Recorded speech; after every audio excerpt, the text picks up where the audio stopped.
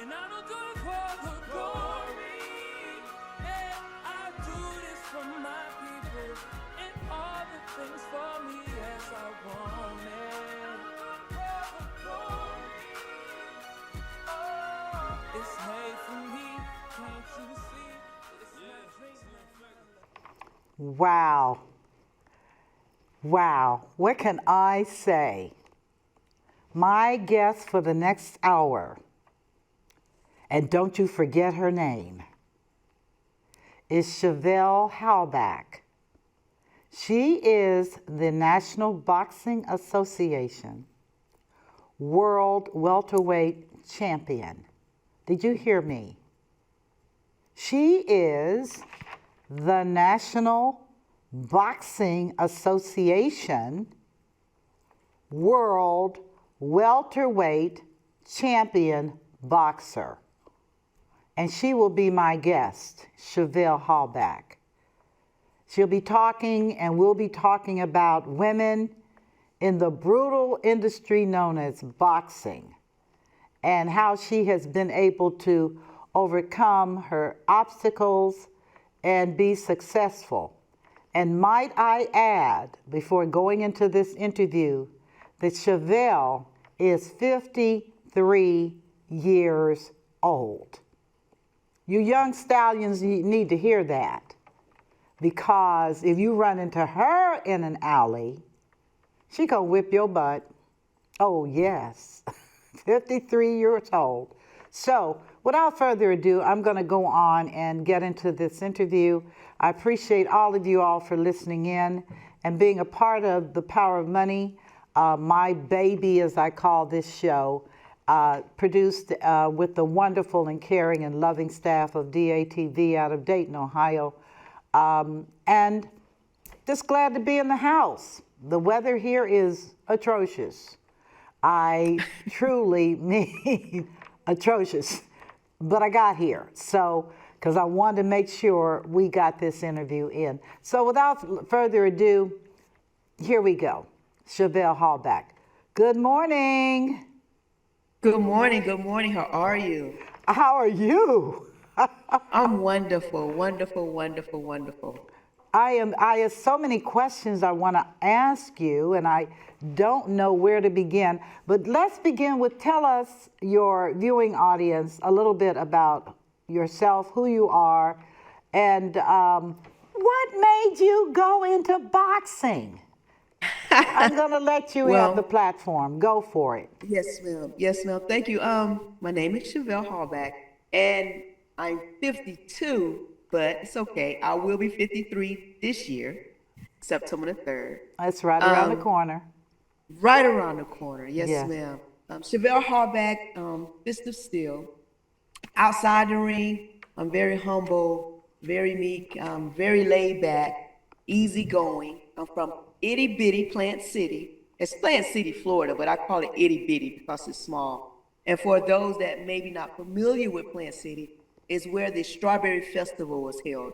It's kind of a famous event where people from all over the United States come and attend, and that's the Strawberry Festival hometown, capital rather. Why did I start boxing was the question. Yes. Well, at the age of 5, my mother took me to see Rocky 1. And my mother, she's very animated at times. And I can remember during the movie when Apollo was getting the best of Rocky, she jumped up in the middle of the movie theater and started screaming at the screen, telling Rocky to hit him back, right? And that was so exciting to me. I'm like, looking at her like, oh my goodness. So fast forward 2 years later, age of 7, my bedtime was 9 p.m. I'm supposed to be in bed asleep, but I wasn't. And, you know, nowadays it's the cell phones. And I'm pretty sure we have the young ones out there that's supposed to be in bed and they're probably under the cover playing with their cell phone. Well, I was under my cover, but I was playing with my toys and I was supposed to be asleep.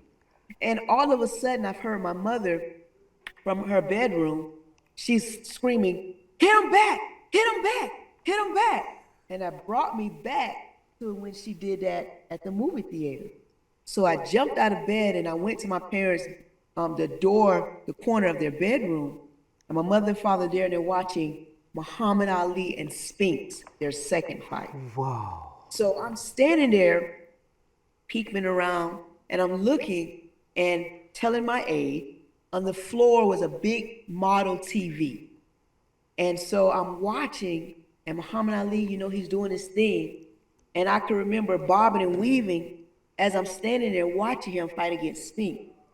And I'm saying to myself, man, that's easy. That's easy. I can do that. That's easy. Always been an athlete all my life, and always been competitive at a very young age. So I went to bed wishing that I could become a boxer. I remember punching in the air like this, imitating Muhammad Ali, wishing that I could become a boxer.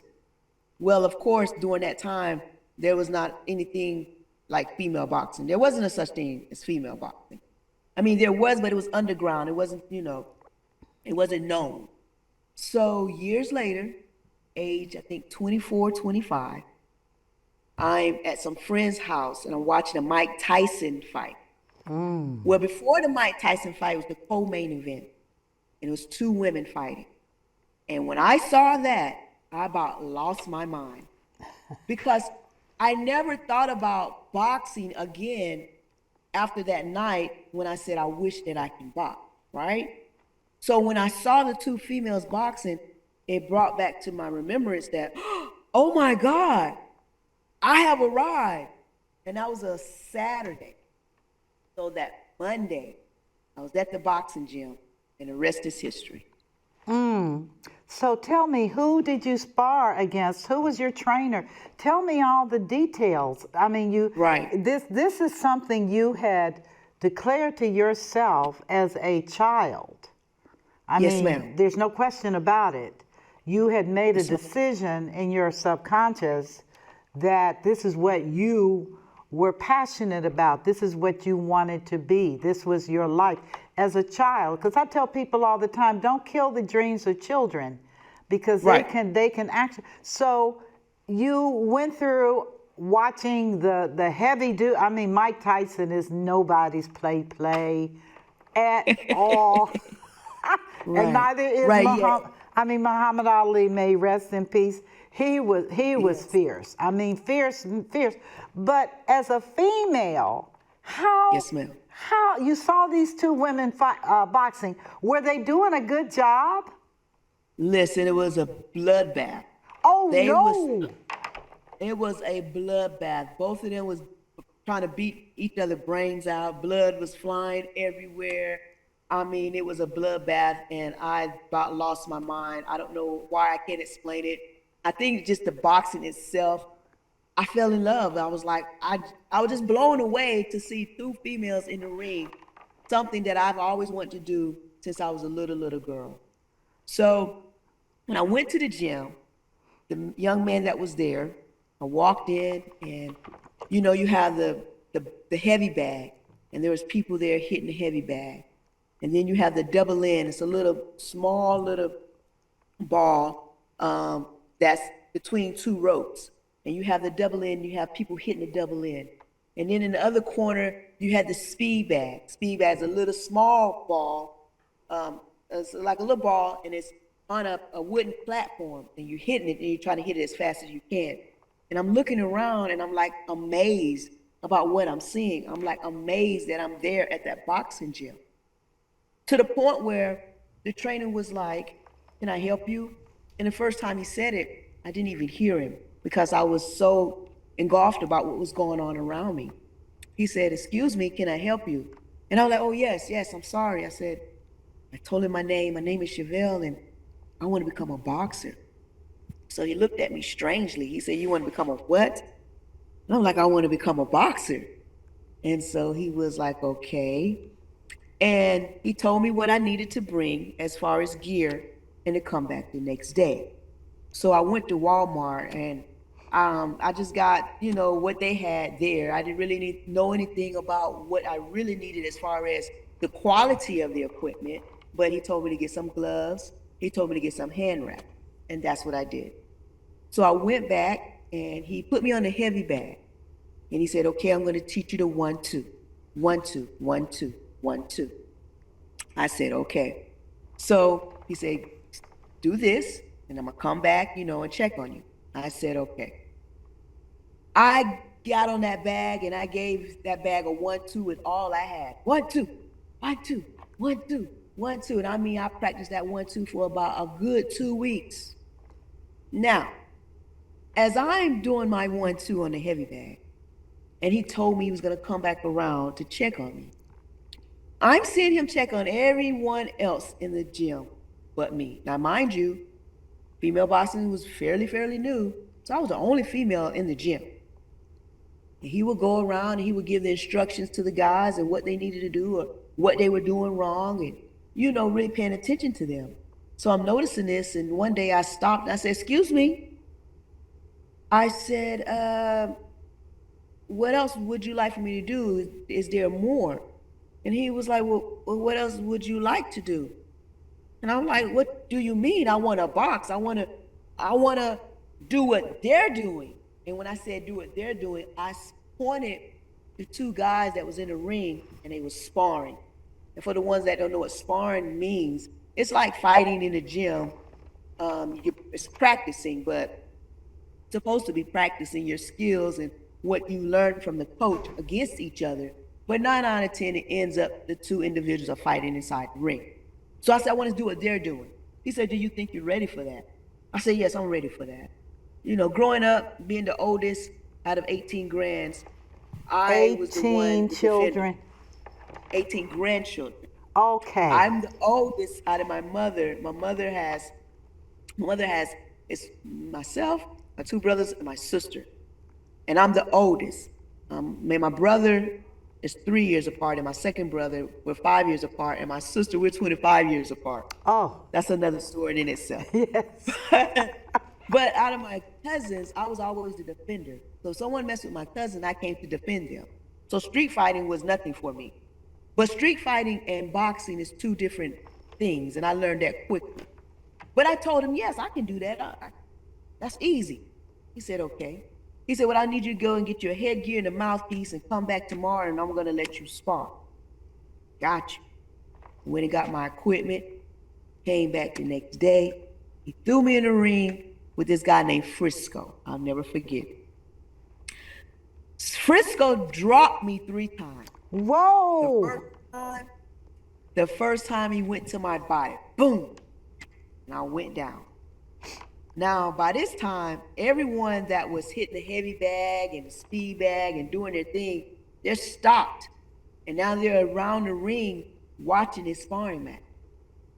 So, you know how sometimes guys can be their ego, their pride. Yes. Especially if it's a girl. Oh, I can't let a girl beat me. Or I can't look bad, in front of the fellas with this female. So he gave me the business. Like, I didn't know really what I was doing. I only knew the 1-2. But he acted as if I was another guy with him in that ring. He dropped me the first time, and I jumped back up, and I said, I'm ready. He dropped me the second time. I jumped back up. I said, I'm ready. He dropped me the third time. Now, after the third time, I jumped back up, and the trainer said, no, that's it. That's enough for today. That's for today. I said, okay. So as I'm getting out of the ring, I hear the ones that's around the ring watching, they're snickering. She's a girl. What makes her think she can do this? And all these things. So I go into the bathroom. Now, I'm not a real emotional person when it comes to my feelings getting hurt or anything like that. But my feelings was hurt. And I shed one tear, I remember. And I sat there. And when I felt that tear come down, I said, no, you're not. And I got up. Oh, yes. And I went to the bathroom window, looked myself in the mirror, and I said, you're better than that. Dry those tears up. What we doing? Right? So I went back out there and I said, Coach, I said, what time you want me back tomorrow? He was like, what? I said, what time you want me back tomorrow? He said, so you really think you're going to do this? I said, no, I don't think I want to do it. I know I want to do it. And not only do I know I want to do this, I am going to box, and I'm going to be a world champion one day. And after making that statement, I say about a year and a half later, I won my first world title. And throughout that time, throughout that transition from the time I made that statement to the time I became a world champion, I went through, I think, about three or four, three or four trainers, just to get someone that would really take me serious, someone that could really show me the craft, the sweet science of boxing. And I trained hard and I studied hard. Now, like I said in the beginning, I was the only female in the gym. And I know naturally, guys are stronger than females. Some have more speed. And so even though I'm there in the gym and I didn't want to be treated as a female, I wanted to be treated as a boxer. I wanted to be treated as just another boxer. And I knew I had to spar against the guys. So I said, what can I do to offset what they got going on? And that's when I ran into Roy Jones Jr. I started studying tapes of boxing, and I ran across one of his tapes in one of his fights. He became my boxing idol. The thing about Roy Jones Jr., it was very, very hard to hit him. His defense was awesome. And so I said, you know what? If they can't hit me, guess what? They can't hurt me. So I trained and I practiced and I practiced and I perfected my defense to the point where they could not touch me in that ring. And so once I made them miss me, and I made them pay. Whoa. To the point where I got to a point where guys didn't want to spar me because I made them look bad in the gym. Wow. But like I said, I studied and I trained and I kept going and I kept going. And after a year and a half, and I didn't have any amateur fights, I went to the shows, but no one would fight me. So after doing that for about 6 months, I turned pro. After a year and a half of being a professional boxer, I won my first world title. Let's talk about that, because what an incredible journey. Yes, ma'am. I mean, what an incredible story. You go into the gym, you tell the manager that you want to be a boxer. And back then, I know he thought you were on some kind of medication. Yes, ma'am. He Or looked at me as crazy. if I had lost my last mind. Oh yeah, because a boxer is the epitome of the fighting machine. I mean, your body, your mind, you taking a whooping on your body. Yes, ma'am. And that's just not something that women volunteer for. I mean, I just did a whole series on domestic violence, and I'm telling you, I'm used to looking at women that have literally been messed up and bloody and just, they're not, well, and you may want to correct me, it's just not something that a woman might want to do unless that's something that is a calling on her life. And Well, go on, please. I'm sorry, speaking on that, my mother used to always ask me, the matter of fact, there's a documentary that was done on me in 2005, and it was entered to the International Film Festival in New York, and it's on YouTube, you can watch it. But on that documentary, they asked my mother how she felt about me boxing, and she said, that's my daughter, she really didn't like it at all. And she used to ask me all the time, you got beautiful teeth, why would you risk getting your teeth knocked out, And I would tell anyone, a parent, it's hard for a parent, whether you're a male or female, it's hard for a parent to see their child in a ring and someone beating up on them. Even if their child is good, you're gonna get hit at least one time. No parent really wanna see that, especially a parent of a female fighter, And, we as women, we're supposed to be meek. We're supposed to be, just, this little dangy little thing, you know what I'm saying? And so society, it took them some time to get used to seeing a woman in the ring, majority of men, supposed to be anyway, see them as a protective of women, to see them protecting a woman if someone tries to bother her, or these type of things. So to see a woman get in the ring and see someone fighting or hitting her, that was hard for male and females in the beginning. But now there's so many females fighters out there. It's just a thing now. But it's a very hard sport. And be it male or female, if you're not passionate about it, if you're not mentally there, if your heart is not there, I wouldn't advise it for anyone that's not there mentally, physically, and passionate about the sport, because it's a very, very hard sport. Like we Let's say in boxing. can we interrupt, and what makes this sport harder than football or basketball? That's what I was about to I say. mean, I've seen Muhammad Ali in the ring, and it's just like a machine. And when those And what make it go on. Yeah, and what makes the difference, I'm gonna tell you. See, football, you play football. You play basketball. You play soccer. You play tennis. You play hockey. But guess what? You don't play boxing. There's not the word play and boxing is not associated with each other at all. Because sometimes we have to bleed for our. So boxing, you can brutally get hurt in boxing. We don't play boxing. It's not a sport that we play.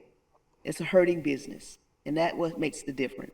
So how do you prepare yourself physically for that type of discipline? How do you prepare? Do you lift weights? Do you run? What is your training like? Right. And you said the key word, discipline. You first have to be very, very disciplined, because boxing is not a team sport. When it comes to the individual actually participating, it's only you. Your trainer's not in that ring with you. It's just you and your opponent.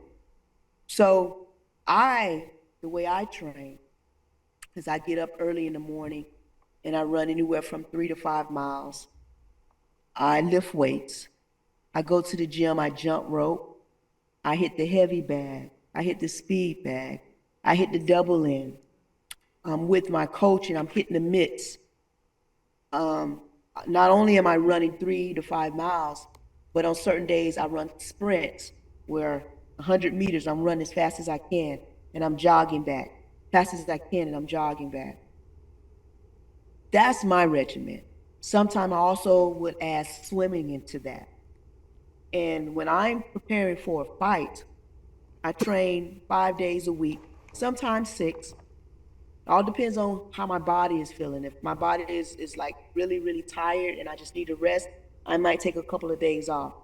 But 99% of the time, I am training at least 5 times a week, anywhere from 2 to 3 hours a day. So it's extremely hard. It's extremely taxing on my body, but that's my passion. So let me ask you, what do you eat? You're an athlete, but you're Yes, an ma'am. athlete that is solo. So Yes, ma'am. my question is, what do you eat? Like for breakfast, snacks, lunch, dinner? what is your eating regimen look like? Right. To be honest with you, I really can eat whatever I want because my body, my metabolism, even at the age that I am now, it burns up everything. It's like Oh this. wow. But I'm not a junk food eater. No, I no. never really was a junk food eater. And even as a child, I really didn't eat junk food that much. And breakfast, I might have some oatmeal, eggs. Sometimes on the weekend, my grandmother cooked me eggs, grits and bacon and toast. For lunch, I might have me a salad, like a chicken salad or a salad with some salmon on it.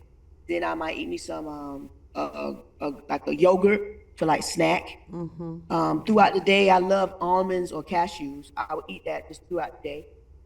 For dinner, I will have me like a sweet potato, some chicken or some salmon, some vegetables, maybe broccoli. I love broccoli, and some rice.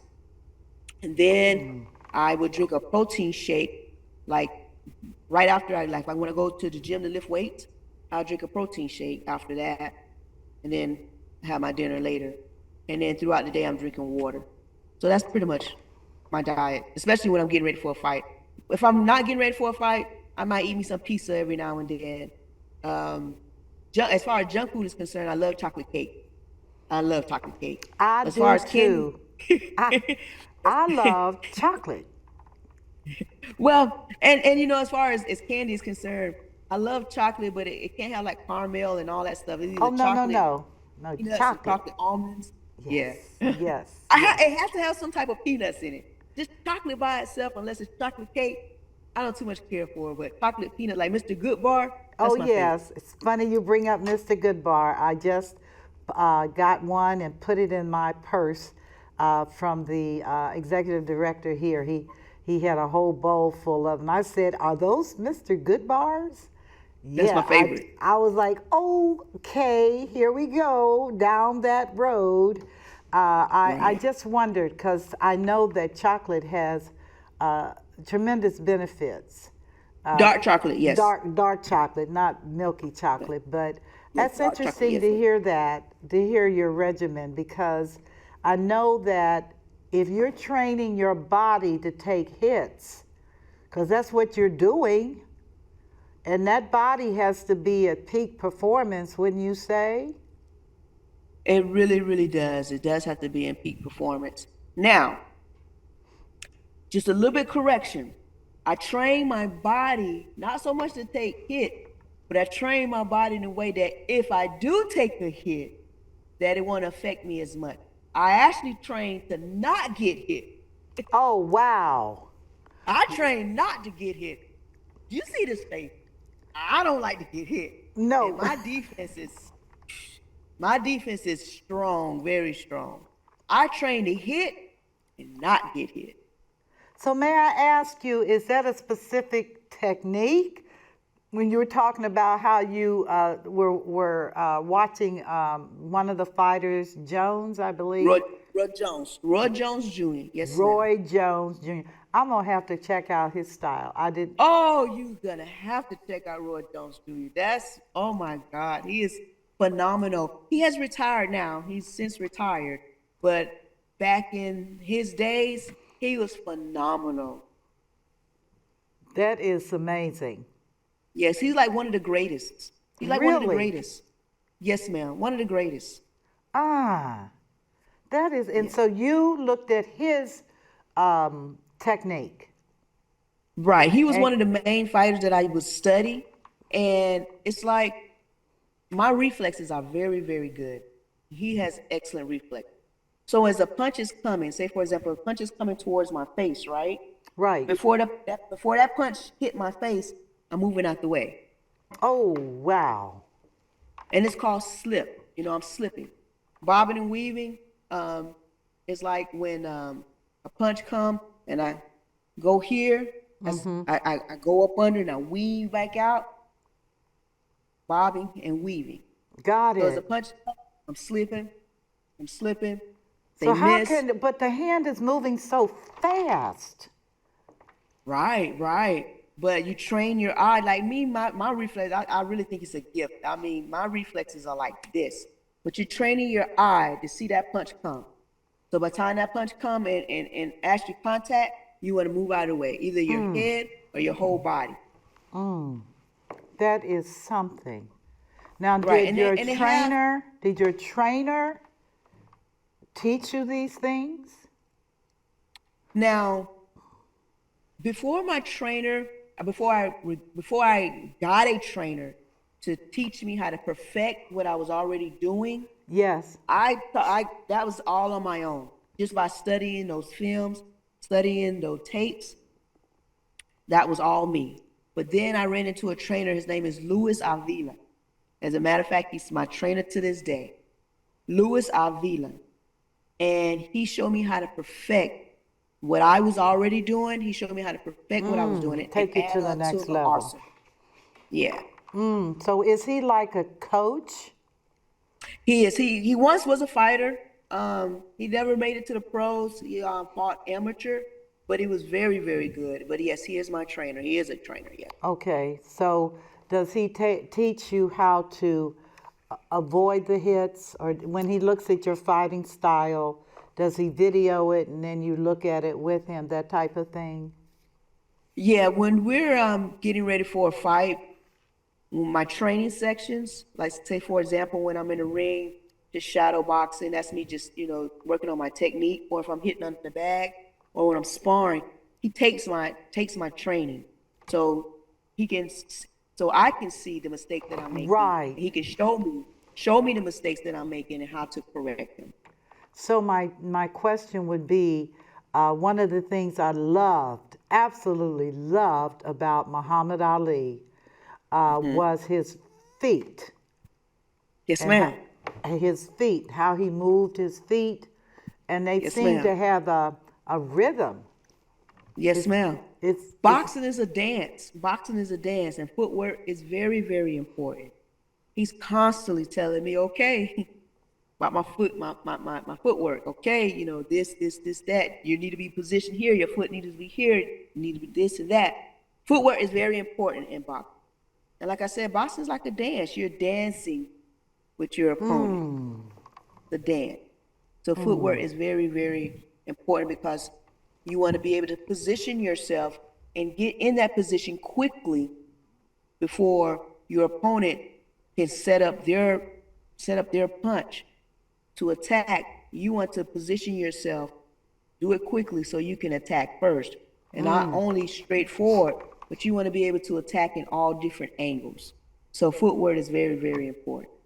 Is it important to take a hit? I know that I think it was Joe Lewis I was reading about. I'm fascinated with all kinds of stuff. So, and I read, no, Yes. I do. I read about these great men and women, and they do have to, for whatever reason, it's back in that athletic realm where Right.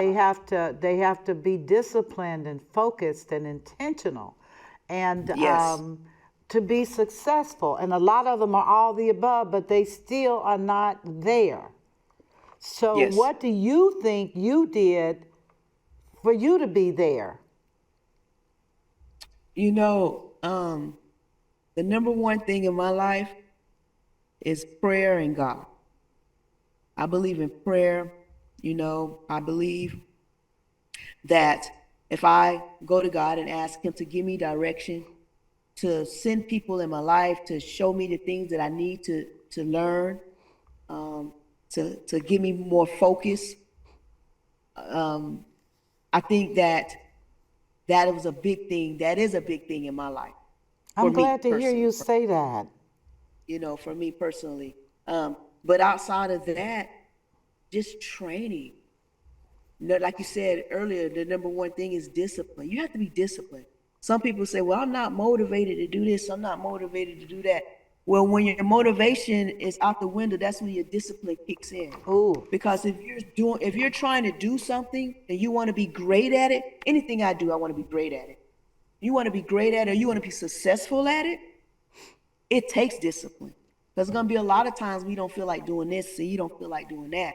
I don't feel like going to class, or I don't feel like taking this course. I don't feel like going the extra mile. I don't feel like it's not about your feelings. It's not about motivation. If you're trying to get somewhere, it's about discipline and consistency.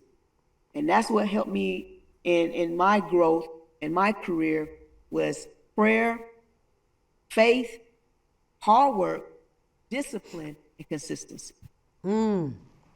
well, those sound like key elements for leaders, period. Yes, Because I ma'am. know that in my journey, and of course, I look at you with great admiration because your body's got to be a monster. It has to. It has to endure pain and keep pushing through. There's Yes, no ma'am. room for slack. There's no room for slack. And I think a lot of people, that's why they look at what you do vicariously, like through the window. knowing that personally they're quite satisfied with being average, mediocre, whatever. I think a lot of people are there because there is pain involved in what you do. Wouldn't you agree? Yes, ma'am. It is pain, and like you said, in any aspect of life, my pain is a little different as in when you're talking about physically in the ring. But in any aspect of life, you want to be successful, you're going to go through some pain. Like I tell people, you will never meet a successful person and they didn't go through something. Uh, Your Thank pain you. might look different. Your pain might look different than my pain. My pain might look different than your pain. But pain is pain. And you're going to go through something if you want to be successful. Even people that's born rich, to keep the money, to keep the business going, to keep Yes. that status, they're gonna have to go through something. They're gonna have to do something. Even if you're born rich, you got people, coming to you off at all angles. And you might be the type of person that it's hard for you to say no. Mm. But sometimes you have to say no. Yes. Right. You're gonna have to go through something to be successful. And once you are success, to continue to be successful.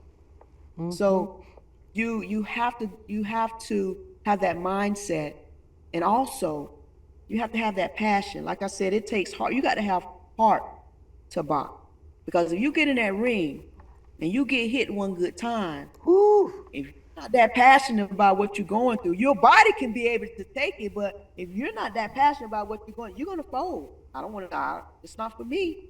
I don't want to do this. So when you've been in your fights, do you think that that is the piece, the cutting edge that has separated you from the people that you fought against who did not win? Do you think that they did not have the inner determination and the discipline and the I'm going to do this type of a thought?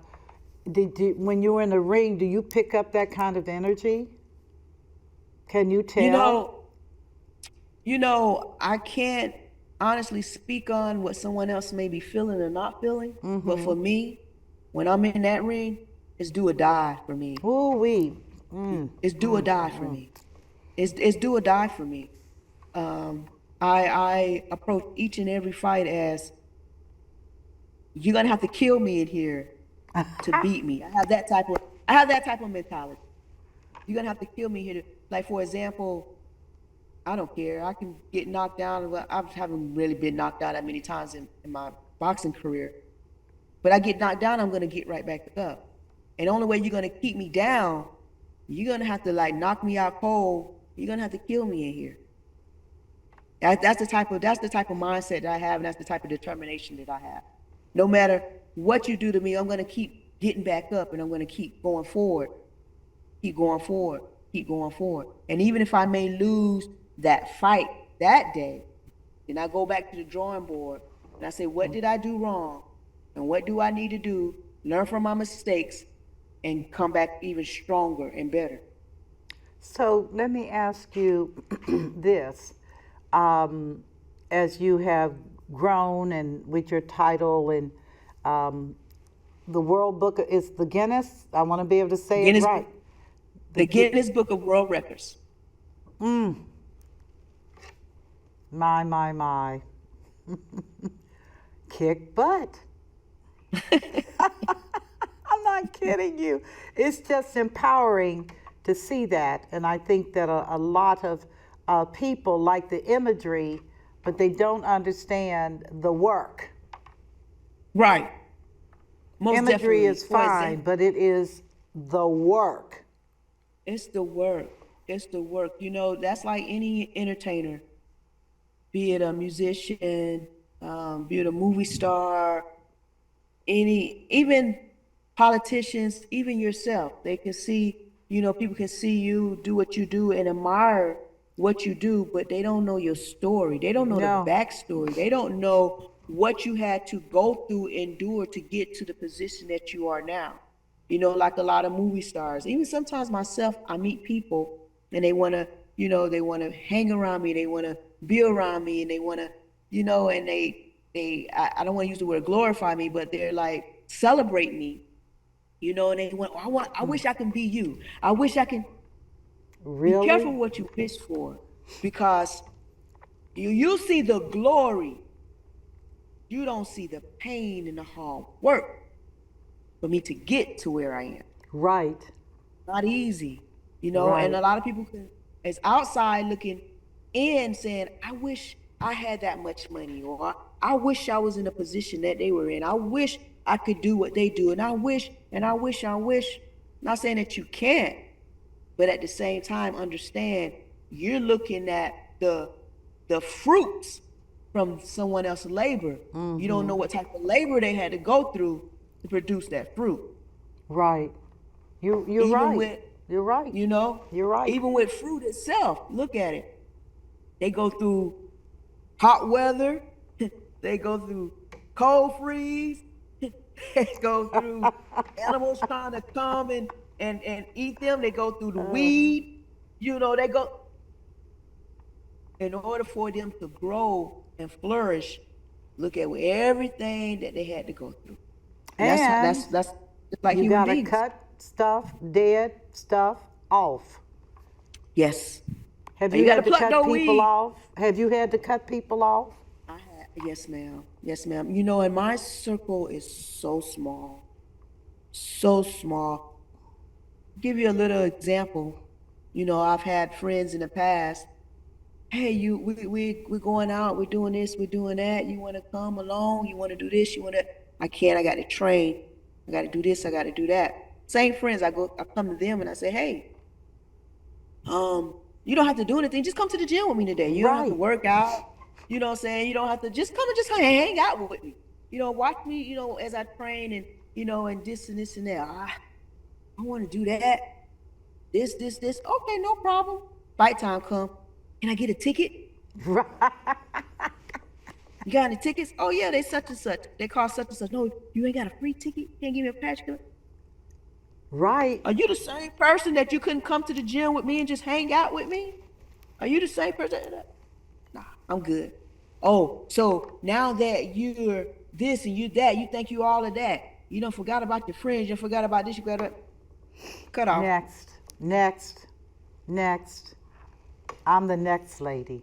They call me the money lady, but actually, I'm the NEXT lady, which is next. I can't, because that energy will suck the life out of you. You Yes, know ma'am. what I'm talking about. Yes, ma'am. It'll suck the life out of you. You'll be arguing Yes, with ma'am. people like, who are you? What? Click. Next. Telling you, next. Yes. Can't do You it. know, and yes. If nobody else know, you know, money change people. Whoo-wee. Money make people lose their mind. Oh, You know, yeah. money, you know, and when people think you have money, Oh, it's even worse. you will see their true colors. And don't let someone ask you for some money and Right. you tell them, well, I can't, or I don't have this and this. You would think that they did something for you and they was entitled to for your money. Right. Right. Like I said, you know, the whole issue of the bank. The bank loans money to people that don't need it. You think about that.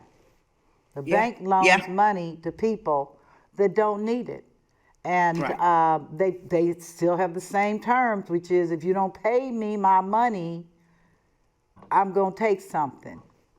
Right. Now, in real life, what happens, this is just my observation, Chevelle, is that when you look at people in relationships, particularly if they can capitalize on you, then that's going to be a next conversation.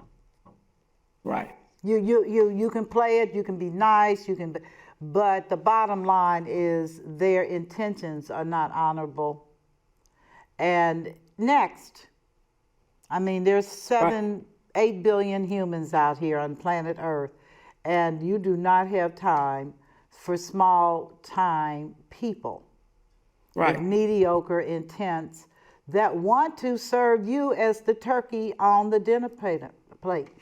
Right. And they will. Right. Because boxers, I'm going to tell you, and I'm sure you know, that one of the things about boxers, now Mike Tyson's a big exception because Mike Tyson is not broke. But so many of them, he growing marijuana, everything. Anyway, that boy is amazing. But my point is that as a female boxer, have you thought about the financial reputation of your industry, that it seems like so many of these guys mess up, get bad managers? I mean, Joe Louis was penniless. The man should have been a mega billionaire and just messed up. You know what I mean? Was a janitor Yeah. before he died. That kind of Yeah. stuff. Do you hear those kind of stories often? All the time. All the time. You have, and it's sad because we as boxers, we're supposed to be the CEO, Yeah. not the manager, not the trainer, not we pay them. Every time I fight, I have to pay a percentage to my trainer. Ooh. Now, right now, I don't have a manager, but I have had managers in the past. I had to pay a percentage to them. Even the promoter is putting on the show, but without the boxers, there would be no show. Right. You got to pay them too?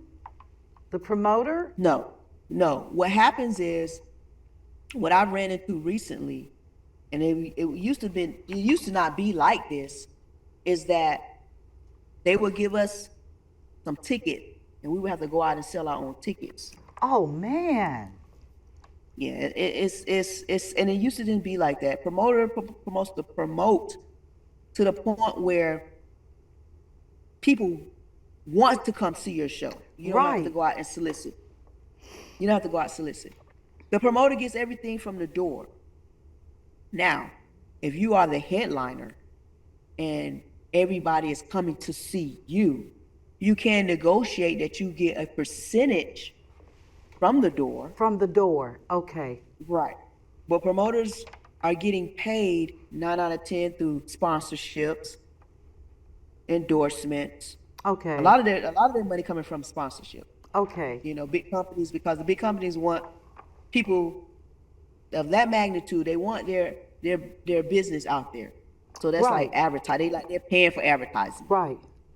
right? So promoters, that's where promoters get their money from. Ticket 'Cause sales. I just trying to understand how so many of the people, the boxers in your industry, wind up having financial challenges, bankruptcy. Right. Right. And I can't. Is it the wives or the And men? and the reason why, now, two things.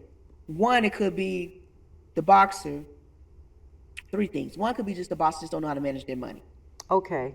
And sports like baseball, professional football, they actually give you classes and teach you how to manage your money. You have financial advisors that's coming seeking out you. Boxing is not like that. Okay. Also, some boxers, they have this big entourage, Yeah. cousins and uncles and this and Yeah. this and that that you're paying them thousands of dollars to hold up your belt, or you're paying them $200 or $300 to take off your robe. You got this big old entourage that you're trying to take care of everybody. That's number two. Wow. I did then not number know that. Right. And then number three, you actually do have your managers taking money from you, where, say, for example, you're supposed to get paid $15,000, and then but your manager come to you and say, oh, they only offering this, say, 5,000, and he's getting that other 10 up under the table. What? That happens every day. That happens every day. And I know for a fact, because it has happened to me. Very green, not really knowing the business aspect side of boxing. That's why, as an athlete, I don't care who you are, what you do, know that business side of it. Whatever it is that you're in, know that business side of it. I love what you're saying. Because that's, Know that. I'm business. Educate yourself Yep. to the point where you know not only the athlete, the sport itself as being a participant, but know that business side as well. Well, Because listen, Chevelle, our time is up. Can you believe that I didn't get to talk about you fighting men versus women? There's a whole lot of stuff man. I didn't. Yeah, we was getting into this, and I mean, we run out. My producer just said, you know, we got to show this closing with you fighting, and I just want to close out by saying, number one, you are a bad black woman. Appreciate that. You're a bad woman. I Wouldn't want to appreciate run that. into you in the alley, okay? I appreciate it. Yes, ma'am. And I really look forward to seeing your life unfold. This is going to be an awesome, awesome year. I feel this, and I'm Thank you. honored to have you on. And Thank you so much. truthfully, with all of the women now taking front seat with basketball and college, Yeah. they banging. And I see no reason why what you're doing now can only get better and better and better. So I want to close out today's show, listeners and viewers, with this marvelous National Boxing Association welterweight champion. Know her name, Chevelle Hallback. Thank you so much for being a guest. And we're going to close out on another fight that she did. The girl is just bad. Okay. Thank you so much, baby. Love you. We'll talk soon. Thank you. Love you Okay. too. You take care. We're going to do a closeout with her fighting, and she just won her last bout. And like I said, you're going to see a lot of young women coming up through the ranks. And because of what she has stepped out and done, she is now an example, not just to the women, but also to the men, of what is possible when you are focused, when you are intentional, and when you are passionate. Chevelle Hallback, know her name. Let us go to the last reel, please. And we're closing out on today's session of The Power of Money. And what a joy this has been. I thank you all for being a part of my world. I thank you for listening in and watching. And check her stuff out on YouTube. I'm serious. She's a force to be reckoned with. But you know what? If you make up your mind, so are you.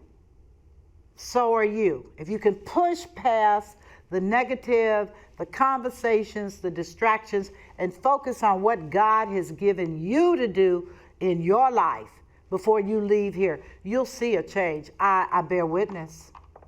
We'll talk in a minute. You take care. Bye-bye.